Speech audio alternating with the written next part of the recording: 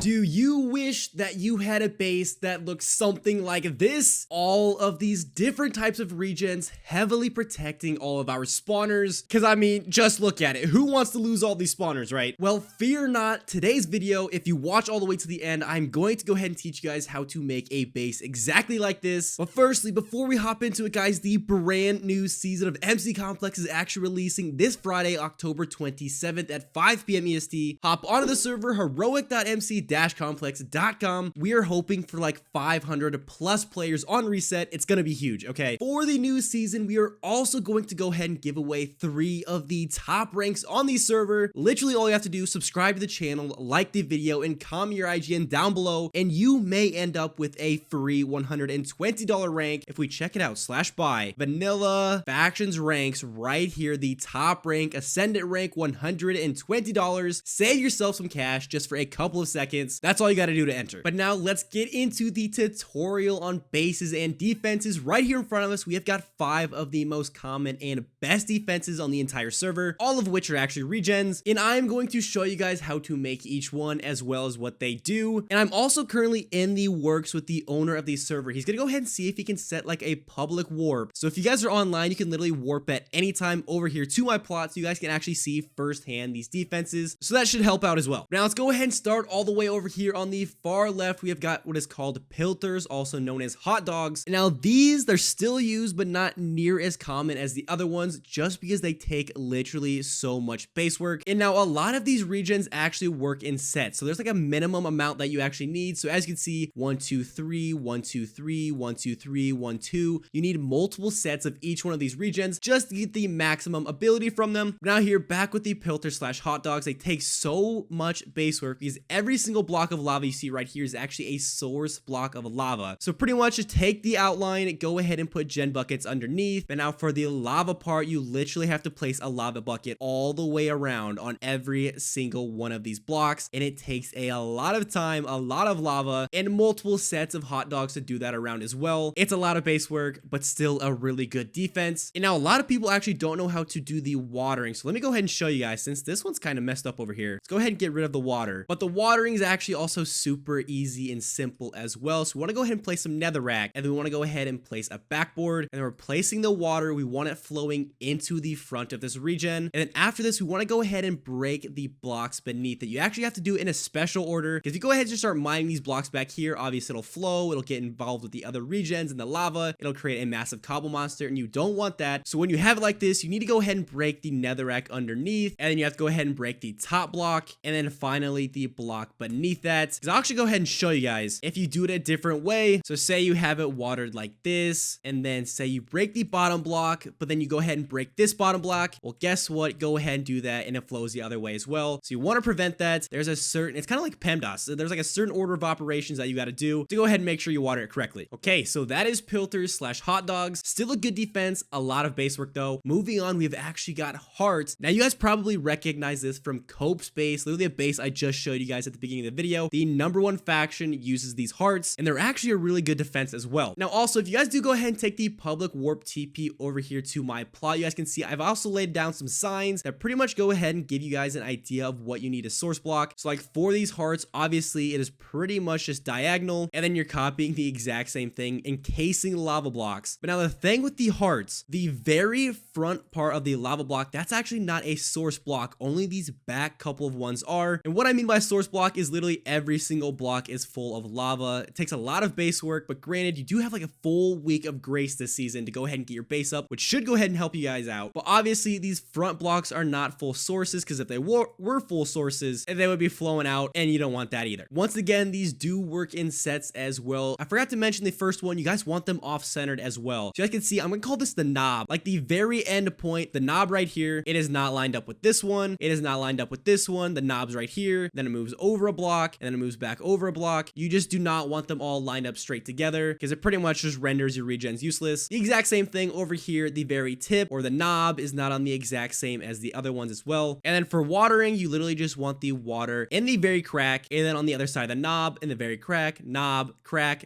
back and forth. Once again, you guys can TP over to my public plot. Check it out for you guys yourself. Pretty self-explanatory. Now moving over one more, we have got probably the most recognizable and most utilized base defense. It's actually Mindchat regens. Once again, as you guys can see, the knob or whatever you want to call it, they are offset. So let's say we have the knob right here, move over a block, we have another knob, move over a block, another knob. We do not want them all in a line. And these are also super easy to go ahead and set up as well. Once again, we do have some signs. So every single one of these little 1x1s, they are full source blocks of lava. So lava all the way from bedrock all the way to sky limit. But the front 2 blocks, it's actually optional to go ahead and turn them into front fills or not. As you can see, the lava is flowing. It is not a source block. If you guys are ever questioning anything as well, what's a source block and what is not, you can actually go ahead and open up F3. And if we go into the lava, so this right here is a source block. You guys can see Minecraft lava falling false. So if it is a source block, so like every single one of these lava, it will be false. But now if it's not a source block, like this is not sourced all the way down to bedrock, it will say that it is true. That's kind of an easy way to also go ahead and tell whether it's sourced or not. With this right here, Mindchat regens, you also need a minimum of 3 sets of those just for them to be useful. Moving on, probably the best base defense, I would say, in my opinion, vertical regen filters. And they're also probably the hardest to go ahead and set up. They're really easy to do once you know how to do them. Go ahead and give you guys a quick side view as well. One of the more important things, as you can see, they're on different levels. So obviously this was 1 Y level higher. And then also comparing the first set. So this right here is the first set. This right here is the second set. Comparing the two, as you can see, the cobblestone is on different X block. So this right here is lined up with the lava. This right here is lined up with nothing. It is very important so that way they can't just straight shoot through them. They have to run into the vertical regen filters at some point. So actually out here in front of the vertical regen filters, we do kind of have a little tutorial on how to set them up. So as you guys can see, orange equals lava, lapis equals water. So right here's where you want the water. Right here is also where you want the water as well. And then as you guys can see, the orange wool, which represents lava, is actually what will happen when the water is flowing. So let's actually go ahead and set it up really quickly over here. So we'll have water flowing here. Now, obviously we have to follow the exact same rules that I showed you guys over there with the pilters. We have to mine the block directly beneath it for all the water sources. And then we have to mine the top layer. And then we mine the layer beneath that, just so the water doesn't start colliding and make a big old mess. We don't want that to happen. So as you can see, the water is perfect how we have it. And now, as you guys can see, we want to go ahead and place lava on every other block, just so it's like half source blocks and half not. As you guys can see, starts to go ahead and gen in the cobblestone. And then obviously we do want to go ahead and add some slabs as well, just to clean it up a little bit. Once again, we'll do it on this side as well. Go ahead and place every other block. We place a lava bucket. And then next we move on to the back side of the very first set. Obviously, once again, we do want these to be on different Y levels. So this right here, we started at Y2. We want to start this one at Y1. There should be lava here. And then once again, every other block we want to go ahead and place with lava buckets. And it should go ahead and start regenning in the defense. Absolutely perfect. And now once you have it looking something like this, you can go ahead and break all the sand. The easiest way is probably go ahead and break it really quickly and place a slab underneath it. So that way all the sand breaks. And the lava, it's going to go ahead and collide in the middle, but that is perfectly fine. And then you can also do it for the back side as well. Now, as you guys can see, we can see the cobblestone from the front side. So if we want to go ahead and change it, as you guys can see, we can't see it from the front. It's pretty easy to go ahead and actually solve. You literally just go ahead and get rid of that source, place a bucket right here, and then go ahead and mine that netherrack and place one right there. But once again, you will have to go ahead and mess with slabs since you're obviously messing with the lava. So once again, to go ahead and make it so we can't see the front of the cobblestone, go ahead and get rid of the top source, place a bucket of lava, go ahead and mine the netherrack and place the lava back. And there we go. Let's go ahead and do it for the other ones as well. And there we go. And that right there is how you pretty much go ahead and set up the best defense on the entire server, vertical regen filters. Moving on to the last defense that we have here. These are vertical regen filters. We now have horizontal regen filters. Once again, we have got 2 sets of them. And as you can see, once again, the Y levels are completely different. So now it's pretty self-explanatory. You want to go ahead and set up the obsidian, and then behind every single piece of obsidian, you actually need a source of a lava. So granted, it does take a little bit of base work. And as we go down every single one, all the way from bedrock, all the way to sky limits, every other block. Now let's go ahead and actually show you guys how to do the water with these as well. So once again, as you guys can see, we want the water flowing into the block. So if we go ahead and break it, obviously the lava will move out, the water will move into it, it'll go ahead and regen. So we want the water flowing into the block. So let's go ahead and make ourselves a little funnel to ensure that the water is flowing into it. Now here we go. It should look something like this. Now we want to go ahead and place buckets of water, as you guys can see, flowing into the obsidian. Okay, perfect. The same rule applies. We need to go ahead and break the netherrack directly beneath the water buckets. Then we need to go ahead and break the top layer all the way around, and finally the layer beneath it. And there we go. We're not messing up the water. The water is flowing directly into the back of the block, and it should go ahead and regen. Now, guys, I do want to go ahead and preface this by saying there is no such thing as an unrateable base. You guys literally saw from my last video, they had 13 different regens on it, and we still found a way to go ahead and rate it. So if you guys aren't online defending your base, there's a very high chance it does get rated. There's no such thing as unrateable. Even though I may have clickbaited a couple of times, unrateable is not possible. So it's basically up to you guys to go ahead and use all of these base defenses right here handed to you and come up with your own layout that you think works best. Now, what I will say is you want to go ahead and use like pillars, straight walls, and stuff like that in between a couple of these regens. I actually do have a sign here as well that literally lets you guys know, put pillars in between each set. If you guys don't know what pillars are, they're pretty much those one walls that look like this. Okay, these are what pillars look like. Obviously, it would be going all the way up to 256, and you want to add a couple of sets of these in between every single one of them. Once again, there is a sign on which ones that you actually do need the pillars in between. So you want to go ahead and use the pillars in between the hot dogs or pilters, and you want to go ahead and use them in between the vertical regen filters as well, just to make it so whoever's cannoning your base has to adjust multiple times, make it annoying for them to raid, because the goal is to go ahead and make them waste as much TNT, and maybe they mess up, don't know how to get through a defense. That's practically the only way you can save your base unless you're online countering and defending it. But now that the tutorial of all of the different types of regens are actually finished, I want to go ahead and actually go through a couple of updates that they're making for the brand new season. So here we go. We're back on the main server right now. And if you guys actually do want to go ahead and read a full changelog, I'll go ahead and link their Discord in the description. And in the announcements, there's literally a massive changelog. Like, they're making so many changes for this season. So first off, probably the best feature, they're adding actually a light zone. It's basically the dark zone, but there is no PvP. It's PvE. So you're literally just killing mobs and grinding and getting gears, spawners, enchants, stuff like that without any risk of dying in PvP. So that's the new light zone. They are also bringing to you guys a brand new dark zone build, literally built from the scratch, brand new, nothing similar since the last season. They're doing a ton of balances and changes with the economy. So like spawners are worth more. You can sell the loot for a lot more. They've also changed the base rules as well. So you can only have one base now, the brand new season, one base, but 15 chunk buffers. Obviously you have 7 days of grace now to go ahead and get that base up. So you should have plenty of time, but only one base, 15 chunk buffers, 12 man factions,